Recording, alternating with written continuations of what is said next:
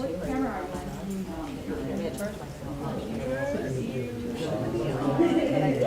Do you see a green light over there? Yes. I do. So I was told. Well, very recent drive. Okay, now 1, 2, 3, 4, 5, 6, 7, 8, 9, 11, 12. How's that volume for you? 1, 2, 3. Sound good? Too loud? It's not going to bother me. I doesn't, you know, it's really more for what you need. I'll deal with whatever it is. Okay. Let me ask these. That's good.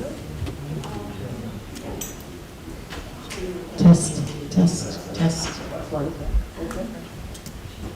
Do I need to use this one? Is it okay if I have this? That's fine. That's pretty good. Okay, good. I know if we were doing it fine. Okay.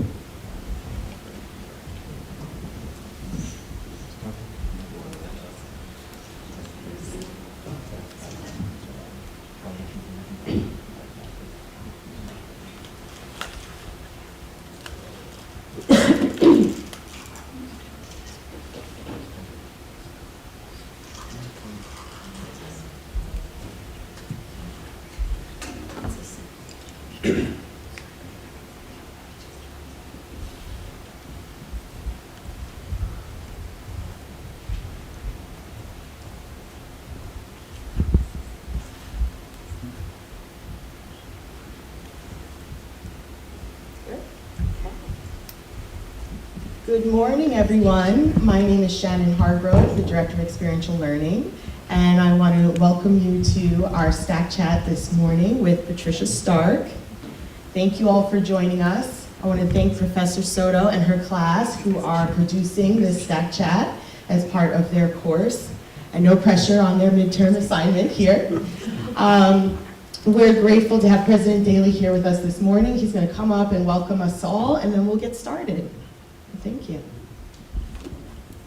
Thanks, Shannon, and good morning. Really delighted to be here and to welcome Patricia to campus again and again and again. We're actually going to see her next Friday night as well. It's going to be the MC at a Hall of Fame dinner, so thank you for that. I think you all know we call these STAC Chats, but today only we're going to change it to STAC Chats is the new brand name today. You like that, right? So really honored to introduce Patricia to you. She is a very recent graduate from STAC, same year that I graduated from my college, but look a lot younger, so welcome back. But I think the key message for our students today is this is STAC Your Future Month. You know, we call it STAC Your Future Month on purpose because we want to help you while you're here at college figure out what's next, how you can be successful in life, how you can be successful in your careers, and how someday you can be up here and give back to the STAC community. So we have an author, an alum, you know, a very, very successful female in the business world, in the world of communications, but most importantly, a role model for all of you. And that's what the program is about. It's for you to start thinking about your future, to listen to someone who actually sat in these same seats, literally sat in the same seats, hear the story, hear about what's important, and then take something away that you can then chart your own journey as we go forward. I think my key message today will be first and foremost a huge thank you. This is what it's all about, is having role models, but for our students, you will be successful. You will be successful. You follow the path of those who came before you, but then do it your way, do your own thing, and you'll be very, very successful. So thank you so much for coming. I have my own signed copy, which anyone who's seen me on the Zoom sits right behind me at all times, and I do refer to it. And one thing I will say, if I look back at all the skills in my career, the one more than any that's helped me is definitely communication skills. So listen up. I think we have a great session. I'll turn it over to you guys now. Thank you and welcome. Thank you so much.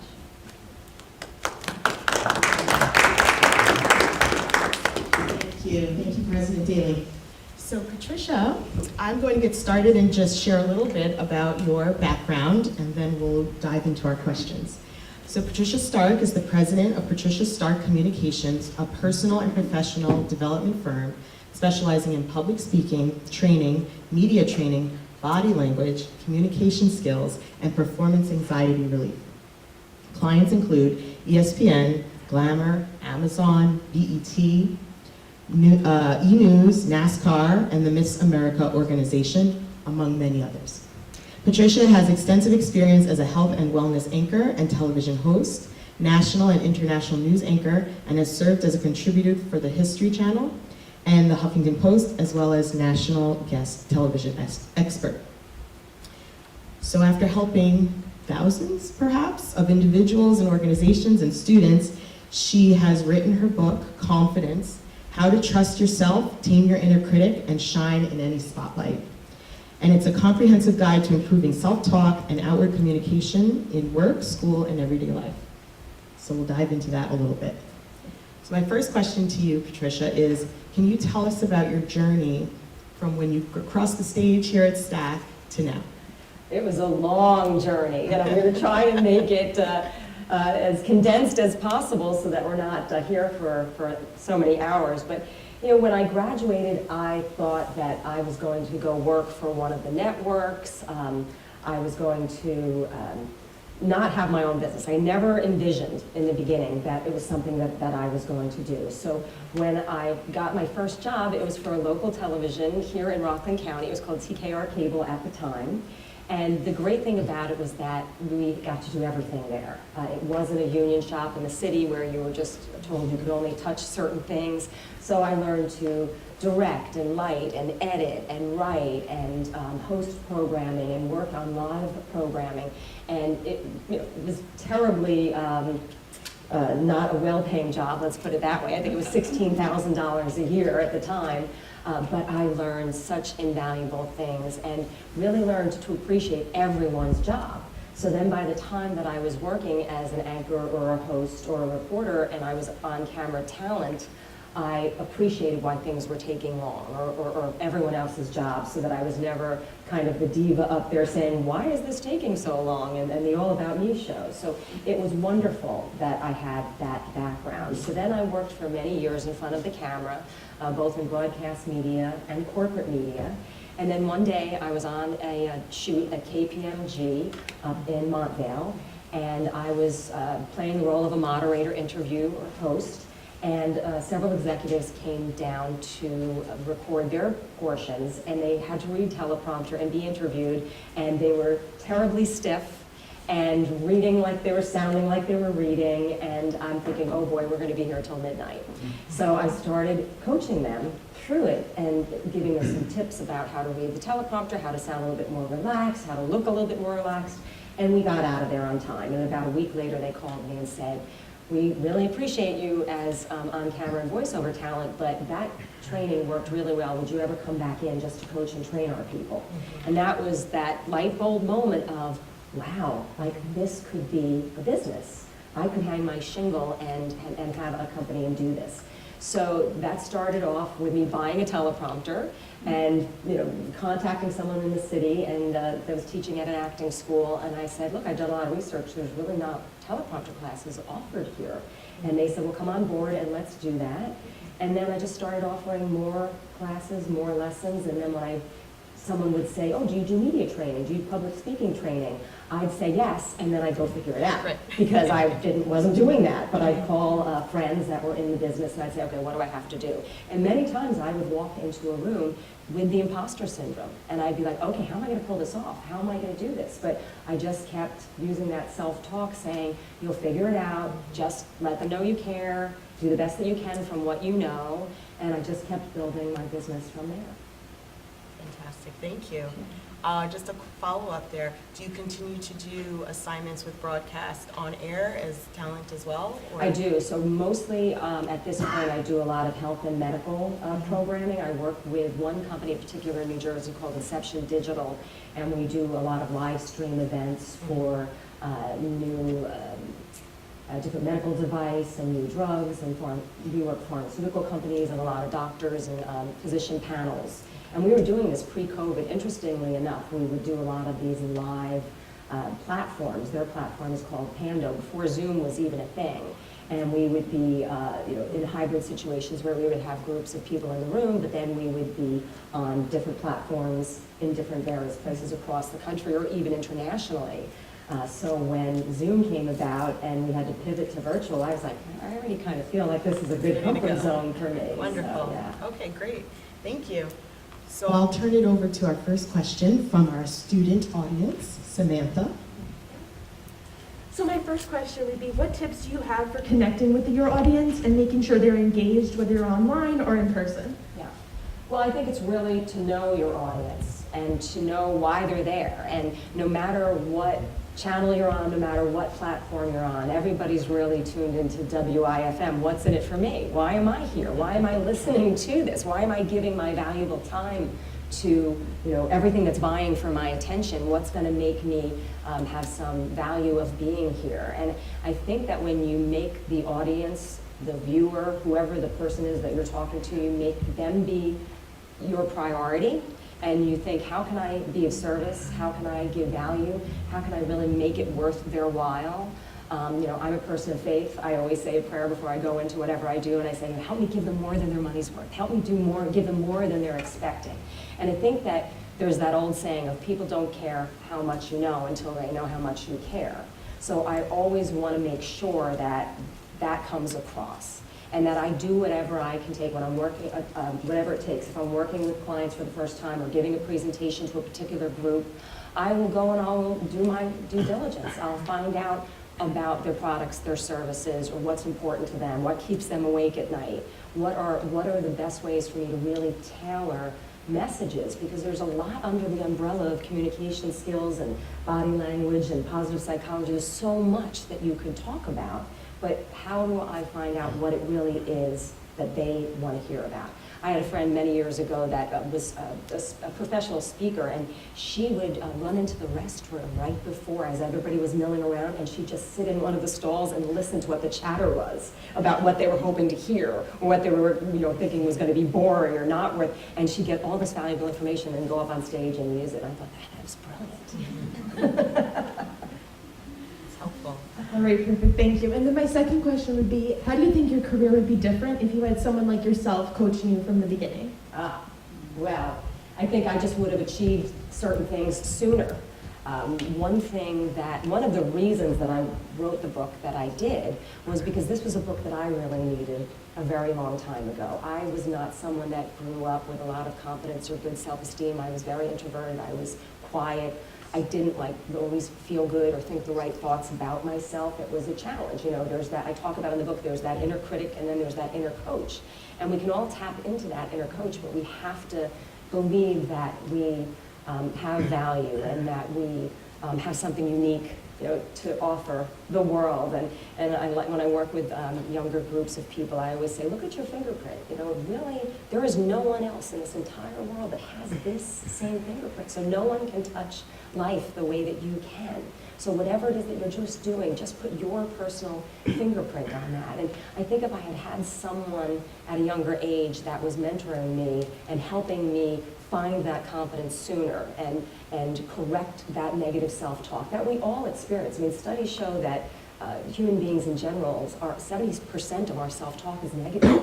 And it's a defense mechanism. And it's good to kind of think worst case scenario and how can I protect myself and how can I plan ahead. But sometimes we awfulize and we visualize and we don't use the best words when we're contemplating a situation to ourselves, and it really works against us. So, to have somebody that helps you find that self-trust and that belief in yourself at an early age, to me, that could only help you reach your goals sooner and find your path sooner, give you more clarity, I think. Thank you. Our next question is from John. Jen, he's going to come up. Sorry. He's going to come up. Oh, you're going to come up. Oh, wonderful.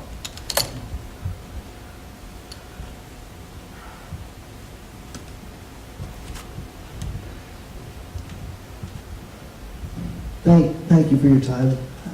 In the past, you mentioned about having to become our inner coach instead of our inner critic.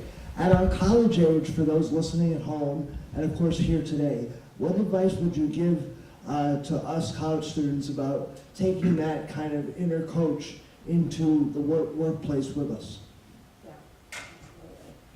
So I think that when you are putting yourself out there, it's really important what you're focusing on. And I think that your generation is bombarded so much more by social media, by so many external things vying for your attention, and taking your focus maybe always not in the best places. So when you are going to go into a situation where it's a work-related, maybe an interview, or you're presenting, or whatever it may be, I think that you really want to make sure that your opinion of yourself, your internal opinion of yourself, is stronger and louder than the external things that are going to come at you. And that is going to happen time and time again. You know, part of when I was first working my career, and I would go out on auditions, or I'd go out for certain meetings, I heard no much more, probably 200 times more percentage of the time than I heard yes. And it's not easy to not take that personally, but to really want something, really have a goal, really have a passion for it, and really say to yourself, I have as much right to pursue this goal as anyone else does, and to be able to remind yourself of that before you go into those situations. Certainly you want people to hire you, to think you're the right candidate for the job, or whatever it can be, but I think that if you have your own high personal standards for who you want to be as a person, and you bring that foundation in with you into any situation that you go to, it's a lot easier to handle criticism and to maybe look at it as, this doesn't mean that anything is bad or wrong, just maybe it means that I'm going to look at it as constructive criticism and see if there's some things that I can do to learn and grow and better myself, but never beat yourself up about things when you don't get that certain job or you don't get that call that you were hoping for. I've learned to know that no might mean no, just no right now, or no at this address, but there's going to be yes later, or yes at a different address, or yes with a different person. And many times in my career when I heard no, and then later on heard a yes, I was like, I'm so glad I heard no over there, because this yes is so much better. And if that had worked out, I wouldn't be here. So having a growth mindset and just really, keeping your encouragement up, because you are your own best encourager in the way that the most important thing you will ever hear is what you say to yourself. And it's the way you're going to talk to yourself, and it's also going to be the way that you interpret what other people are saying to you and the feedback that you get. Make sure that you always try to frame it in the most positive, constructive way that you can. Thank you, thank you. Thank you very much. For my second question, as somebody who on a small level produces content on YouTube, and I say again on a small level, what advice would you have for me for building my own confidence, at such a young age? Of course, given my own personal challenges, but then notwithstanding, how do you see as far as growth on social media? Again, given my challenges, and of course the world of streaming content today. Mm-hmm. I think keep doing what you're doing. You're obviously on the right track, and keeping true to your vision. I mean, when you look out there and you say to yourself, where do I want this to go? What do I want this to be? Like, really spend time visualizing that and seeing what you want that to look like, and then always ask for feedback. And don't try to be someone else. Their role is already taken. Do your view of what you think it should be. And any of us out there are going to be critics. There are going to be people that aren't our tribe, aren't our people that need what we want. So focus on the people that what you're doing, that it resonates with them, and create that following from there. And that word of mouth happens, and keep that passion going. And the more that you live that passion and keep getting really good at what you're doing, those people will start to show up. And there is really something to be said for visualizing what we want. I think that we are all so busy all the time, and we are inundated by just daily life, that we actually don't take the time to really just sit in quiet and really picture and visualize how we want things to unfold and how we want things to grow and develop. and see that end result throughout our lives. And that is really powerful when you do that. I mean, I went through a session in January with a friend where we created vision boards for the year. And while that might sound kind of new age, hokey, weird stuff to some people, I gotta tell you that when that's in the forefront of my mind, and I see that every morning in my office when I walk by it, and I see it every night when I close up shop and shut down, and I'm reminded of what those goals are and what they look like and what I want them to be, that really makes them much more real and feel attainable than if it was just some kind of hope and dream that's kind of floating around in my head and I haven't defined it or really fully fleshed it out and what that looks like in my mind. So make sure that you're doing that every day, because the internal eventually becomes the external if we work on it long enough. Thank you very much. Absolutely. Thank you.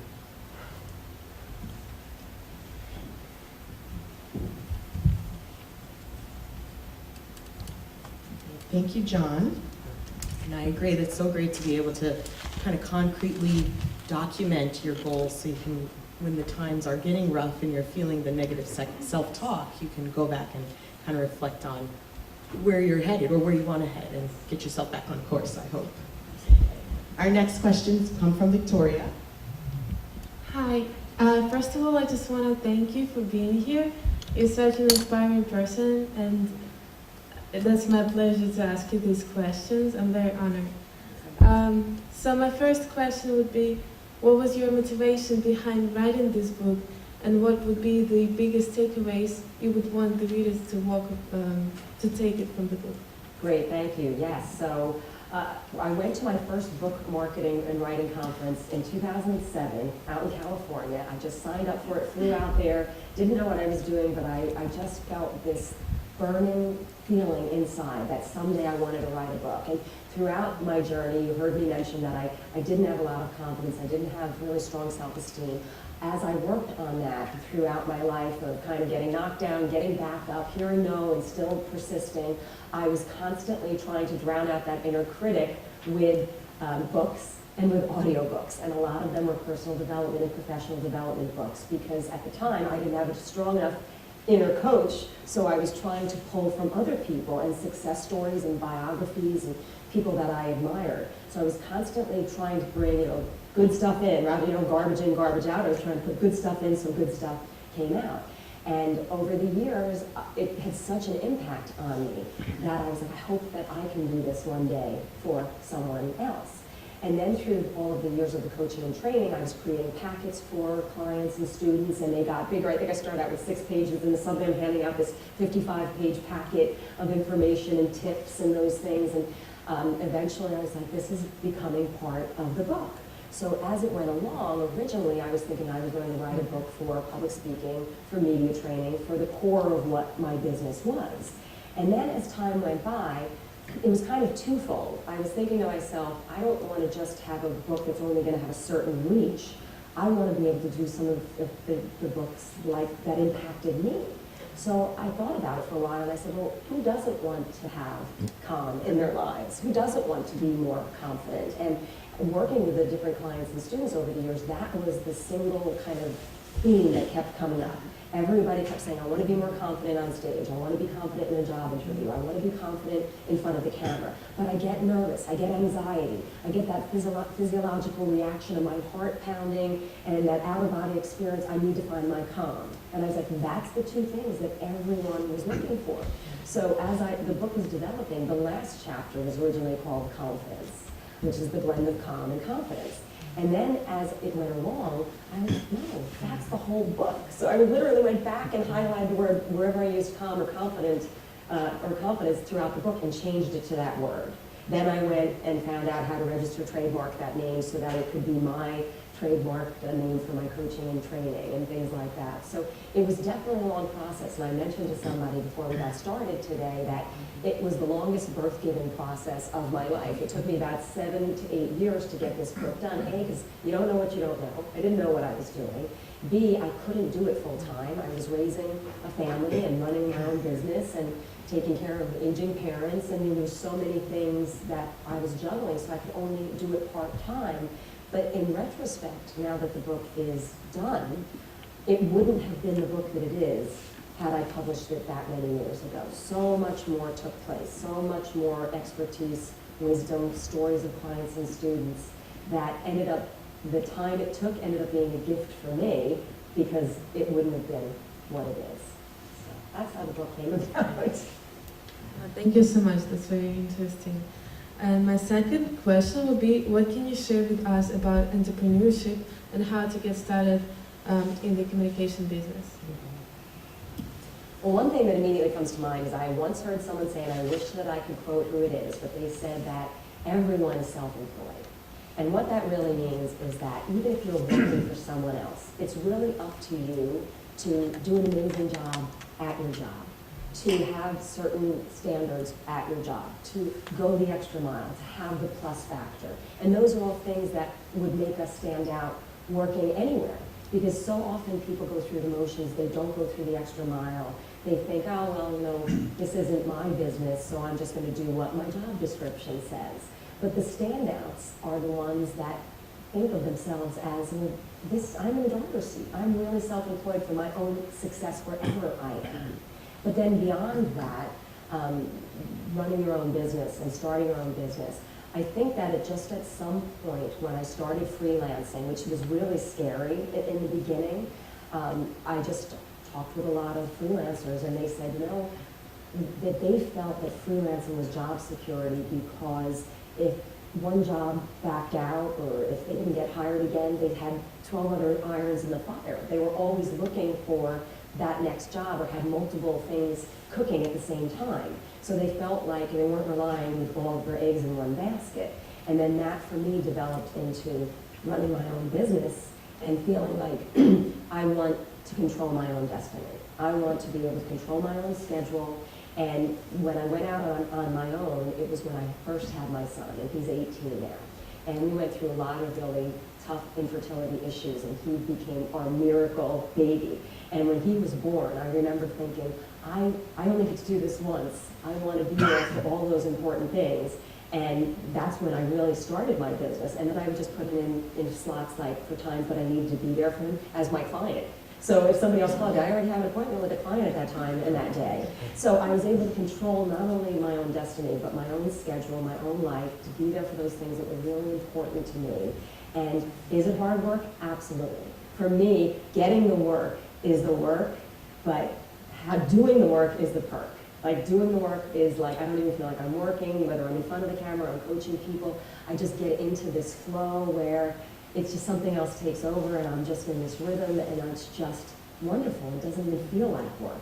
But trying to find the work and you know, being all of those things that you have to do to run a business, it's not easy, but it is so worth the effort and the sacrifice to be able to say, you know, it's up to me if I'm going to be successful or not. It's up to me what kind of results I want by how much I'm willing to put into it. And that's what's so rewarding about it. Yes, thank you so much. And my last question is, what are your best exercises you can leave us with in terms of visualization? I know that you mentioned it earlier, but I just want you to tell us a little bit more. Yes. And common and cross-composed as we enter the workforce. Yeah, absolutely. So just a really nice kind of trick that works is when you take that deep breath. You'll hear people say when you're stressed out or something's happening, just catch your breath, take a breath. And while that's good advice, that's really not the fullness of the exercise. It's in the exhale where that release comes. So you can couple this with visualization and with some affirmations. So I will be like, okay, breathe in calm and confidence, and I'll visualize what that feels like to me, and then slowly, about twice as slow, exhale, and I'll say, exhale stress and anxiety, or I'll visualize any of those negative things that I want to push out physically of my mind and of my body. And by doing this a couple of times, what happens is your heart rate starts to get a little bit lower, you get control of your breathing. Because when you don't have control of your breathing, you can't speak right, you can't think right. So breathing is the first thing that's really important to get that control of. And if we can do that with positive affirmations in and negative thoughts and images out, and we do that several times, that really is very grounding. The other technique that I learned was when I was coaching an author named Mark Thornton, who had written a book called Meditation in the New York Minute. He was really stressed out, high-powered Wall Street guy that started doing meditation for his own sanity and health. And it worked so well for him, he ended up leaving and going into corporations just to do this. So he teaches this snow globe effect, where you picture your mind as a shaken snow globe, and then you watch it all settle as you're starting to do that breathing, and then you just see it clear. But the most important tip of visualization that I ever learned was to see it through the distance, exactly how the whole event, the whole speech, the whole interview, whatever the thing is, to not only visualize it going well, but visualize it going well right through to where the success or the goal has happened and where you're getting great feedback about it. And when you see it and feel it as if it's already happened successfully, and the result, and you visualize that, and the feedback, and the whatever that is, when I do that, it's crazy. It seems to work. And it's almost like you're programming that autopilot, which is your subconscious, and once you go there internally, it's so much easier to follow that plan externally when you kick into that primitive place again where that inner critic lives. If you've programmed it correctly with the inner coach, things just seem to go better even when unexpected stuff happens. Thank you so much. Thank you. That concludes our student questions. I think we have a few minutes if there are any other thoughts or questions we have for Patricia from our audience. We can take some. Sure, I'd be happy to answer any questions. So. Yes, President Daly. I'll use the mic for the video. Yeah. Okay, thank you. So first and foremost, thank you so much again for joining us. But listening to you speak and having read through the book, I know you shared a story that your first time ever presenting was actually in a class, business class, on the stock market. And just wanted to maybe have you share your thoughts on best ways to prepare for a presentation, right, as a student, let's say, but then when you're presenting, to be in the moment. So how do you get the mix right of the preparation and the research and the study, but then not, losing the opportunity to use your inflection, use your body language? How do you ensure you're in the moment while you're presenting? Yeah, absolutely. So I think that the biggest problem with most people presenting is that they either procrastinate because they're dreading it, so they don't give themselves enough time to prepare, or they think to themselves, well, surely there's somebody that's more expert than me at this, or surely there's someone that has more information than me at this. But if you've been asked to present, you are our expert of the moment. So you've got to give yourself permission to own that role and to be that person in the front of the room, because that's why you've been asked to be there. So preparation really is key, and I think rehearsing out loud, because once we say things out loud, it really solidifies for us. And I always recommend, whenever I work with clients, I'll videotape them and I play back and we peel away the layers of the onion. Body language, facial expression, what words are we hitting, are any weird habits, any distracting things. And a lot of clients sometimes give me pushback on this because they'll be like, I don't like the sound of my voice, I don't like how I look, etc., etc. And I'm like, but those are your communication tools. That would be like a doctor saying, I don't like this scalpel, I don't like this, or a plumber saying, I don't like this equipment, whatever. When you know yourself and you know how you come across, how you look, how you sound, A, it can help you make improvements over time, but B, when you know yourself and you really sit through it and get used to getting comfortable, being uncomfortable, and getting used to the sound of your voice and how you look and what your communication tools are, then guess what happens in the real situation? You're not second guessing and wondering. You trust yourself. And you're like, okay, and especially if you've worked through your presentation and taped it on your phone or had a friend tape it, and you watch and you see how it's going to be received, that is an enormous confidence builder. And for me, I am not someone that is a big believer in writing something out verbatim, because you are going to end up reading it. No matter how many times you've researched it or read through it, you're still going to have to go back to those verbatim sentences to try to bring them back up again, which is not an easy thing to do. So what I would always recommend to people is write it out, do that brain dump. Yes, get it into script form, but then go back in and kind of reverse engineer and now put it into bullet points in chronological order of what you want in those concepts of what you want, in your own personal shorthand, is going to help you to remember what those things are, just so that you can glance down, grab that concept, and then have a human conversation about it. Because no one wants to be presented at. We all want to feel like we're having a conversation and a discussion, just a human connection with us. And for goodness sakes, don't fall for some of this coaching and training where they make you do certain body language things for like neuro-linguistic programming or whatever, I don't even. But I watched someone recently, they were very good, but someone had coached them and it literally looked like they were doing air traffic controller sign language. Where they were so deliberate in their, every gesture had to match a word. I'm like, that's not how we speak as human beings. So whatever you can do to make that human connection, and then don't remove yourself from them. Be one of the people that you're talking with, that you're having a conversation with.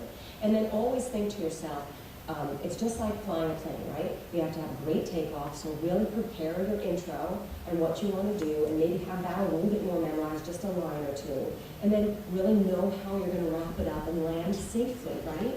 And then once you're in the air, that's usually where you can kind of get that rhythm. But if you're feeling those nerves and all of that build up ahead of time, that's the launch. That's normal. It takes that combustion to get the ship launched up off the ground. So don't be like, I shouldn't be nervous, this shouldn't be happening. Yes, you should be. If you give a darn and you care, that's like showtime. Like relabel that as I get to do this, I get to have this opportunity. I mean, it's the same, feeling that you get going off the high dive or whatever. It's just relabeling it like I shouldn't be nervous, this is wrong, this is bad. No, I mean, years ago I interviewed Helen Hayes, who was this amazing star of stage and screen when I first started out, and I said to her, I keep getting nervous, like what should I do? I was like 21 at the time, my first job. And she was like, honey, if I stop getting nervous, put me in my coffin, because that means I'm done. And I was like, what do you mean? She's like, I would have lost the fire in my belly. She's like, I always want to have that excited nerves, those nerves. So really, how are you getting in, how are you getting out, and then what are those main points? What are those takeaways that you, and I could go on for hours about this. This is obviously a very long answer to a lot of tips and things that are in the book, some of them. But that would be the gist of it, I would say. Great feedback and great advice for our students. So maybe one quick follow-up pragmatically now. So now it's game day and they are presenting. What should they have in front of them? I think even today we've seen some people have a little cell phone and you're trying to log in and read it. Others might have the whole speech. I think you mentioned bullet points. What would you recommend they have in front of them on game day so they can perform, if you will? Yeah. For me, to make your life as easy as possible. You don't want to be squinting, you don't want to be going down trying to, because that's a body language thing in itself. When we implode, our cortisol level goes up, which is our stress hormone, and our testosterone level goes down, which is our taking chance, and our confidence hormone. So we make things large enough to where you can see them. Make sure that pages are numbered in case you drop something so that everything is in order, but really write down at a glance so that you can grab and see and maybe be able to cross off or have something in order, but you want to make it clear and crisp and easy for you to digest and to understand and bring back up. And if you're in front of a lot of lights, and there's going to be a lot of light in the room, I even print things out on like a light blue paper so that the white paper doesn't catch so much light and is harder to read and isn't caught on by the camera as much either. But yeah, so things like that, I would just go up with also a firm paper stock too, so it's not making a lot of noise in the mic. I can handle it better, I can flip things better. Just what's going to be tactile, easy to hold, easy to see, easy to read. Thank you. Hey Patricia, how you doing? I just had one quick question for you. I mean, obviously we have a lot of students who are here and are watching on the live stream, and they got their whole lives ahead of them professionally, but I think the scary part is they have their whole lives ahead of them professionally. And I'm wondering if you can kind of think back to your younger self when you were a student here at the college, and what is some advice you would give yourself, the college student Patricia Stark, now that you've kind of had this extraordinary career in this life that you've lived? What's something you would say to yourself back then? Be kind to yourself. Know that it's a process. Know that always have a growth mindset and know that you can keep learning. You can keep getting better. I hope I keep learning until I'm 103. I hope I keep getting better every decade of my life. And to just, again, know that you're here for a reason. And again, that's why we all have that fingerprint that I was talking about. No one can do this world like you can. And you're here to, I love when people say, I have to find myself. It's like, no, you get to create what you want. You get to decide who you want to be and how you want to be in this world. And don't compare and despair. You're not them. And everybody makes what they're doing look like the best thing, and everything is so perfect, and it's just not true. We all are in this internal world ourselves. And one of the greatest gifts that I've gotten from coaching and training so many people, whether it's CEOs, celebrities, entrepreneurs, broadcast, you name it, fill in the blank. When I've had people in my room by myself, 10 out of 10 times, they all have doubts and fears. They are all struggling with something. Everyone is. So just know that that's a human thing that we all share in common. And that people who are really confident people will always build people up, other people up. They'll want to help. They'll want to not knock others. So when you see people being arrogant and cocky, they usually have the biggest inner critic and the worst things going on. So gravitate toward people that are going to build you up and help you reach your goals and dreams and get rid of toxic people. And just know that it's about the journey and finding something each day. And if you can find joy each day and live in day-type compartments, don't try to carry yesterday, today, and tomorrow simultaneously. No one can bear that weight. But anybody can get through the day if you just wake up each day and say, this is a clean slate, this is a new day for me to try again, and let me just get through to tonight. If you can do that once a day, every day, and cut yourself some slack and be kind to yourself, life will be a lot easier than we make it, because we make it much harder than it has to be most of the time. Thank you. Okay, Tom. Patricia, nice to meet you. I have the pleasure of working with Linda LeRae and James Erico on a daily basis in the Institutional Advancement Office. We cannot wait for April 1st, Hall of Fame, having you MC. That's a shameless plug that there are tickets still available. Tickets still available. We have room. Just want to say thank you, thank you, thank you. You can never say it enough, but we thank you for your time, your talent, and you're obviously a STAC treasure. We call this STAC Your Future Month, but in truth, every month should be STAC Your Future. So can you speak to how, as we grow, how we pivot and plan and almost be prescriptive as the intention behind moving forward with your career, your success professionally, philanthropically, and also could you talk about, when we talk STAC Your Future, as we get older, it's our responsibility to help STAC others. STAC the future of others. Can you speak to that a little bit? Yeah, sure. I think that, have any of you heard of a book called Think and Grow Rich by Napoleon Hill? It's a very famous book about reaching goals and how you plan and what you say to yourself. And there's this kind of little unknown part that he describes in the book of that thing that he doesn't necessarily name in the book, or maybe he does name in the book, that's kind of the solving of the riddle of what it takes. And when he talks about Think and Grow Rich, it doesn't just mean rich in money. It means rich in life, rich in abundance, rich in joy, and living life to the fullest, and things like that. And one of the things that I always thought, and I think it may be a key takeaway that's different for different people, but for me, it was what he refers to as a definite of purpose. So like when I decided to write the book, I didn't know, I felt like it was never going to happen at times. I felt like I didn't know always how to do it or how it was going to unfold, but I knew it was going to happen. I had made up my mind that no matter how long it took, this book was going to happen. And I remember at one point when I came to St. Thomas Aquinas College and we had the studio here, and I suddenly realized, oh my gosh, this is what I want to do. Like I just knew that that was what I wanted. So I think that part of creating who you become and who you want to be is to really think it through and say, what am I passionate about? What would I do even if no one paid me?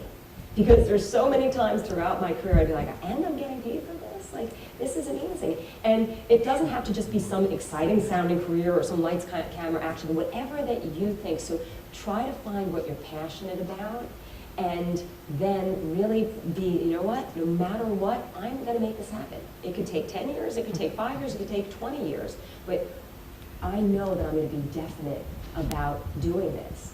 And then if that passion can be combined with somehow helping others and making a difference in helping others in their lives or in their belief of themselves or how they feel about themselves, what a wonderful thing that is. You know, like my work has really become like my calling, and it's a sacred thing for me, and what a privilege to try to help people believe in themselves and find their voice and trust themselves. And when I get that feedback from people, sometimes I'll get emails and I'll start crying, and I'll just be like, I had no idea. I can't believe that I made a difference like that. I hoped I could. It was my intention to. So again, finding something that you're just passionate about, that like it's Sunday night and you want to go to work the next day. But also keep in mind that there was a lot of time that even though I felt that way, that wasn't the case. I had to do a lot of grunt work jobs. I had to do a lot of jobs that, you know, I still gave my best, but it wasn't exactly what I wanted to do. And sometimes it was hard work, and sometimes I went down different paths, but I also learned to, like you say, pivot and change gears. And there were times where I got a job on air, and all of a sudden I thought that was everything, and I thought it was going to be exactly what I wanted, and then I get there and I'm like, oh my gosh, this is not a good fit for me. This is not a good match for me, or this is not what I thought it was going to be.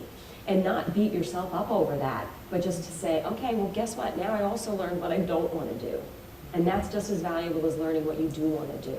And being able to, again, have that flexibility and that growth mindset that I've referred to a few times to say, it's okay to switch gears. It's okay to make another turn. And then to see that all of those twists and turns and highs and lows that you're going to go throughout your life, and I've had some pretty low lows and some pretty strange valleys, but when you look back from here, when things seem like they were never going to get better, and you look back, you're like, oh my gosh, I see how all of these things were meant to happen and meant to go through for what I have to give now here. And there's a lot of things that if I didn't go through that were really difficult, that I wouldn't have certain empathy, certain compassion for people and for what people are going through. And when I tell clients how horrible I used to have such debilitating fear of speaking and how I felt about this, that actually they're like, oh, thank God, we thought you always walked around just really good at this. And I'm like, no, trust me, that's half the reason that I'm overcompensating for how I used to feel.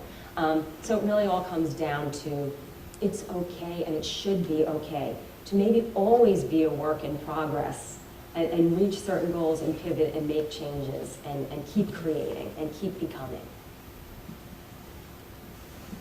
Thank you. Thank you, Patricia. So inspiring, and I'm personally looking forward to reading your book because I agree with everything you said. So thank you so much. We're out of time, so that concludes our STAC Chat this morning. So thank you again to Patricia and our students. Thank you. Thank you for so many great questions.